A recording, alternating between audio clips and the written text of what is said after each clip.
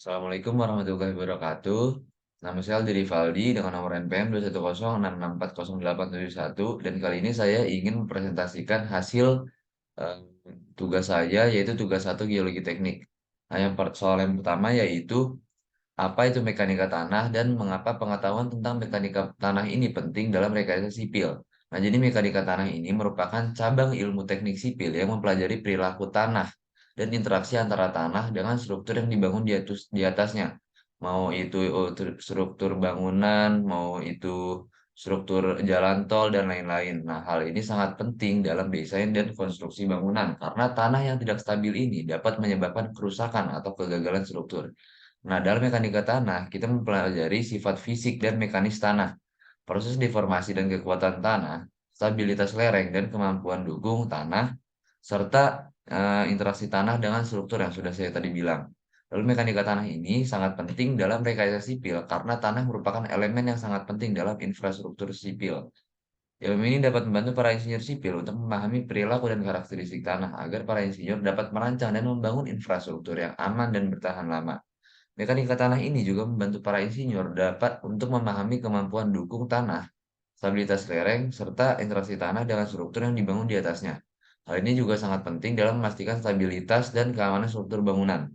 Ilmu ini juga membantu untuk memilih jenis pondasi yang tepat untuk kondisi tanah tertentu agar biaya konstruksinya tidak terlalu tinggi dan meningkatkan efisiensi proyek. Karena beberapa jenis batuan atau tanah itu memerlukan biaya yang mahal. Jadi, kita harus melihat dulu untuk membuat apa, untuk membuat struktur apa. Jadi, jika kita ingin membuat bangunan yang tidak terlalu besar, kita bisa memakai, jenis tanah atau, jenis batuan eee, yang tidak sekuat dengan, jika kita membuat gedung yang sangat besar. Itu harus berbeda karena, itu bisa memperkecil biaya dan, meningkatkan efisiensi proyek kita. Lalu ilmu ini juga dapat diterapkan untuk membantu memahami dampak konstruksi pada lingkungan sekitar agar dapat membangun infrastruktur yang ramah lingkungan. Lalu nomor 2, jelaskan apa itu pengukuran indeks plastisitas atau biasa disebut, dengan PI dari suatu tanah dan bagaimana PI tersebut memengaruhi sifat-sifat tanah. Nah, jadi pengukuran indeks plastisitas atau PI itu merupakan salah satu cara untuk menentukan sifat plastis atau non plastis pada suatu tanah. Jadi PI ini didefinisikan sebagai perbedaan antara batas cair atau biasa disebut dengan LL dan batas plastis yang disebut dengan PL. Suatu tanah dengan rumus, PI ini sama dengan, batas cair dikurang dengan batas batas plastis. Nah, batas cair ini merupakan kadar air pada saat tanah berubah dari keadaan padat ke keadaan plastis. Sedangkan, batas plastis ini adalah kadar air pada saat tanah berubah dari keadaan plastis ke setengah padat. Nah, jadi ini merupakan kebalikannya dari, LL, yaitu batas cair. Nah, PI ini mengaruhi sifat-sifat tanah karena nilai PI ini mengindisikan sifat plastis atau kecenderungan tanah untuk berubah bentuk dengan perubahan kadar air. Nah, nilai PI ini dapat memberikan informasi tentang karakteristik tanah seperti sifat konsolidasi tanah dengan PI tinggi. Nah, sifat konsolidasi ini tanah dengan PI tinggi cenderung lebih lembut dan mudah terdeformasi. Lalu sifat plastisitas, terus kekuatan tanah. Nah, tanah tanah PI rendah ini memiliki kekuatan yang lebih tinggi. Lalu yang terakhir ini ada kemampuan drainase. Jadi tanah dengan PI tinggi ini memiliki kemampuan drainase yang lebih buruk. Lalu nomor 3, apa yang dimaksud dengan kekuatan geser tanah dan jelaskan faktor-faktor apa saja yang mempengaruhi kekuatan geser tanah. Nah, jadi kekuatan geser tanah ini merupakan kemampuan suatu tanah untuk menahan gaya geser atau tekanan yang bekerja pada tanah. Nah, gaya geser ini dapat terjadi akibat beban yang diterapkan pada tanah atau akibat pergerakan tanah yang berlawanan arah dengan arah vertikal. Nah, sangat penting untuk perencanaan dan analisis struktur yang dibangun di atas tanah seperti gedung, jembatan, dan jalan raya. Nah, faktor yang mempengaruhi kekuatan geser tanah antara lain yang pertama adalah kepadatan tanah. Jadi semakin padat tanah, maka semakin tinggi kekuatan geser tanahnya. Hal ini terjadi karena kepadatan butir tanah yang tinggi dapat meningkatkan gaya gesek antara butir tanah yang satu dengan yang lain. Lalu kelembapan tanah. Kekuatan geser tanah ini akan meningkat saat kelembapan tanahnya meningkat hingga mencapai kadar air optimal. Namun hal ini tidak berlaku jika kadar airnya ini terlalu tinggi. Jadi jika terlalu tinggi, kekuatan gesernya ini juga akan menurun. Nah, jenis butir tanah. Tanah yang berbutir halus seperti lempung biasanya memiliki kekuatan geser yang lebih tinggi dibanding tanah berbutir kasar. Hal itu kenapa terjadi? Karena eh, tanah yang berbutir halus seperti lempung itu dia memiliki dia jika terkompaksi dan biasanya itu porositasnya itu buruk. Jadi biasanya kekuatan gesernya ini lebih tinggi. Lalu pH tanah ini, jadi tanah dengan pH yang rendah ini biasanya memiliki kekuatan geser yang lebih tinggi. Lalu tekstur tanah, nah tanah ini yang homogen biasanya memiliki kekuatan geser yang lebih tinggi daripada yang tidak homogen. Maksud homogen di sini adalah tanah yang ukurannya itu seragam. Lalu di sini ada suhu lingkungan, jadi suhu yang tinggi ini cenderung meningkatkan kekuatan geser tanah. Nah, lalu yang keempat ini, jelasan mengapa pengetahuan tentang jenis-jenis batuan dan karakteristiknya ini penting dalam rekayasa sipil. Nah, jadi pengetahuan tentang jenis-jenis batuan dan karakteristiknya ini sangat penting karena batuan merupakan komponen penting dalam pembangunan infrastruktur. Masing-masing batuan memiliki komposisi yang berbeda. Oleh karena itu, pastinya kekuatan, kepadatan, kestabilan, dan sifat lain pada batuan tersebut berbeda pula. Jadi pada intinya pastinya semakin besar struktur yang akan dibangun, maka jenis-jenis batuan yang dipakai harus semakin kuat. Seperti yang tadi saya bilang di awal. Nah, jadi yang kelima, bagaimana cara mengidentifikasi jenis tanah berdasarkan ukuran butirnya. Maka mengapa hal ini penting dalam rekayasa sipil? Jadi setelah saya membaca buku yang telah ada di MAS, nah jadi cara mengidentifikasinya ini adalah dengan dilakukan uji sebaran ukuran butir atau bisa disebut dengan analisis granulometri.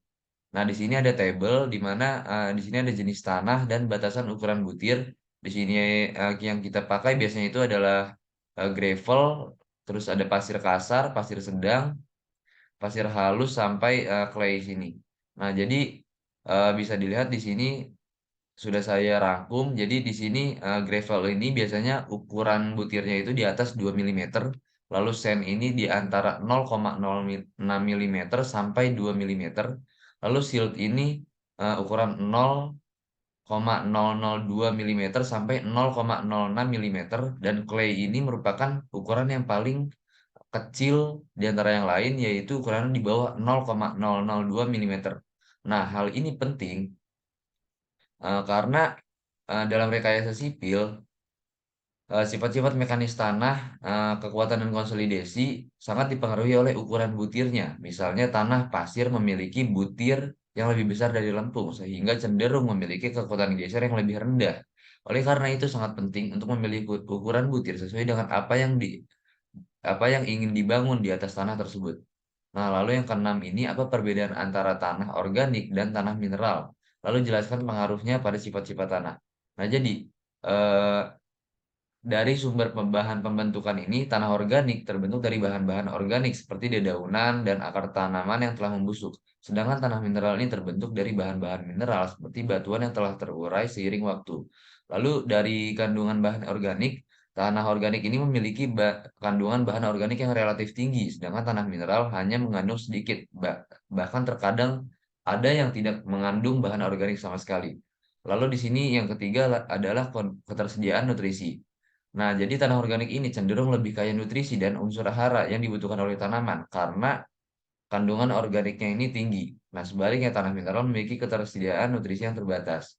Lalu pada struktur, tanah organik ini cenderung lebih gembur dan mudah pecah, sedangkan tanah mineral ini lebih kuat dan padat. Lalu pada warna, tanah organik ini cenderung biasanya lebih gelap dan kaya akan warna karena kandungan humusnya yang tinggi. Nah, sedangkan tanah mineral ini memiliki warna yang eh,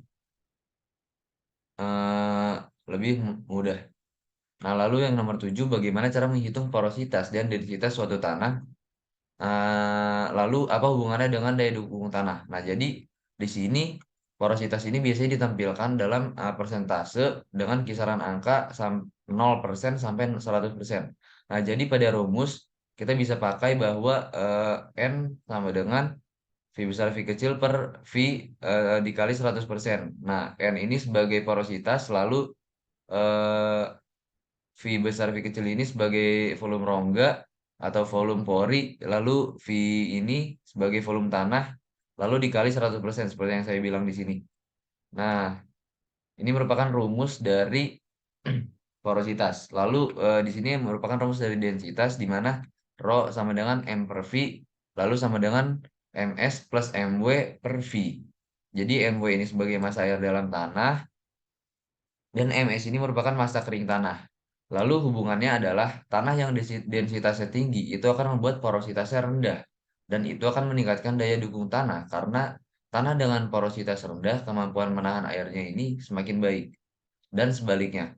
Lalu nomor 8, apa yang disebut dengan konsolidasi tanah dan mengapa hal ini penting dalam rekayasa sipil? Nah, jadi konsolidasi tanah ini merupakan proses di mana tanah terkena tekanan sehingga menghasilkan perubahan volume secara perlahan karena air pada tanah tersebut keluar dari pori-pori yang ada di dalamnya.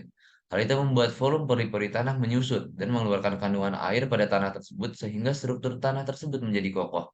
Nah, namun hal itu dapat menyebabkan penurunan tanah yang berkelanjutan yang dinamakan settling, yang nantinya bisa menyebabkan kerusakan pada bangunan, jalan, jembatan, dan infrastruktur lain. Oleh karena itu, para sipil harus memperhitungkan waktu yang dibutuhkan untuk konsolidasi tanah. Dan dalam beberapa kasus biasanya perlu dilakukan perbaikan tanah seperti pemadatan atau penggalian agar tanah menjadi lebih stabil sebelum struktur yang diinginkan dibangun. Nah, dengan memperhitungkan konsolidasi tanah ini dengan benar, struktur dapat dibangun dengan aman dan tahan lama.